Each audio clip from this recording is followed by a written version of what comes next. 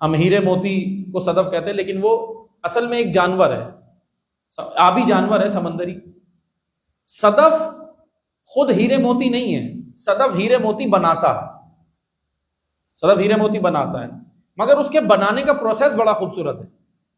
اس کے بنانے کا پروسیس یہ ہے کہ وہ رہتا سمندر کی تہہ میں ہے، سب سے نیچے، سب سے نیچے، بالکل سمندر کی تہہ میں۔ اب تہہ کتنی ہے یہ کوئی بھی نہیں جانتا، ابھی ٹائٹینک ڈھونڈنے گئے تھے وہ بھی نہیں ملا نا ٹائٹینک، اب جوان جانتے ہیں تاریخ، جس میں ماہرین جو گئے، ریسرچ کرنے والے جو ریسرچر جاتے ہیں، دیکھا کہ وہ بھی نیچے ڈوب گئے، لیکن پھر بھی سمندر کی تہہ وہاں تک نہیں پہنچ سکے کہ جہاں کوئی بھی ابھی تک سائنٹسٹ یا ماہرین ابھی تک یہ نہیں کہہ سکے کہ ہم نے تہہ ڈھونڈ لی ہے، سمندر کی تہہ نہیں ڈھونڈی، سمندر کہاں تک ہے یہ اللہ جانتا ہے۔ بہرحال لیکن سائنس اپنے ریسرچ کے مطابق، انسان اپنی علم کے مطابق ترقی کر رہا ہے، آگے جا رہا ہے، اچھی بات ہے، اس کو کرنا چاہیے۔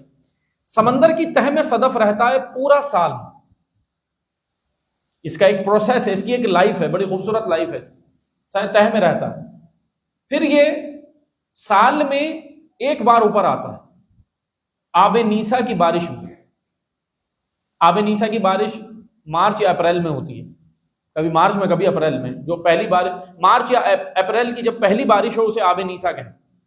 آب نیسا کی بارش میں یہ سمندر کا یہ جو جانور ہے یہ تہہ سے اوپر آتا ہے، صرف اتنا، اب یہ پتہ نہیں معلوم کہ کتنا میلوں کا سفر ہے، اب نہیں معلوم ہمیں، لیکن یہ وہ کر کے آتا ہے، اور اوپر آ کے آب نیسا کی بارش کا پہلا قطرہ منہ کھول کے اپنے وجود میں لیتا ہے،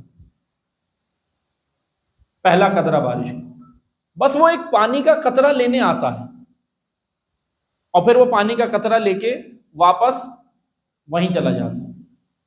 خداوند متعال نے اس کے وجود کے اندر ایسا خوبصورت فیکٹری بنائی ہے اس کی، کہ وہ اس پانی کے ایک قطرے سے اپنے وجود کے اندر ہیرے موتی جواہرات تیار کرتے،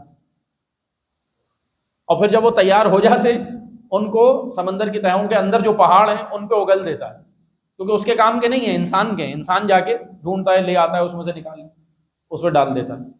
لیکن اس صدف کی ڈیوٹی جو ہے نا وہ بڑی اہم ہے۔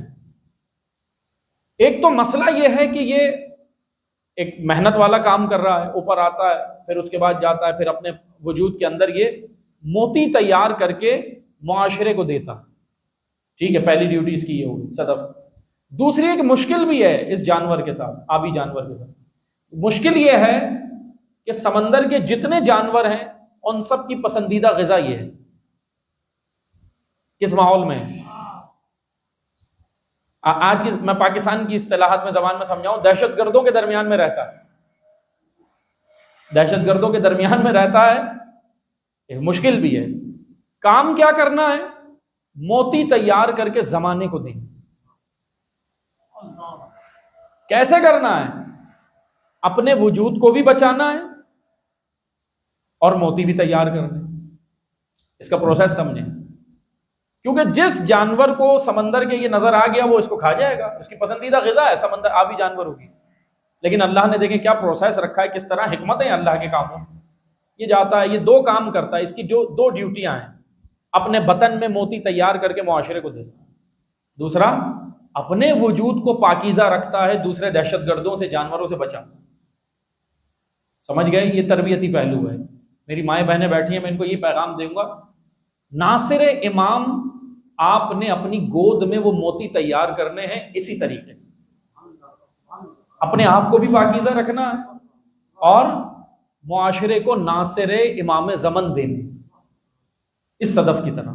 یہ پروسیس ہے، ہم سیکھیں، یہ اللہ تعالیٰ نے حکمت رکھی، ہم سیکھیں اس سے، یہ ڈیوٹی ہے۔ اچھا خالی ماں کی نہیں، باپ کی بھی ذمہ داری، کیونکہ دونوں کے اندر انڈرسٹینڈنگ ہوگی تو اولاد بہترین بنے۔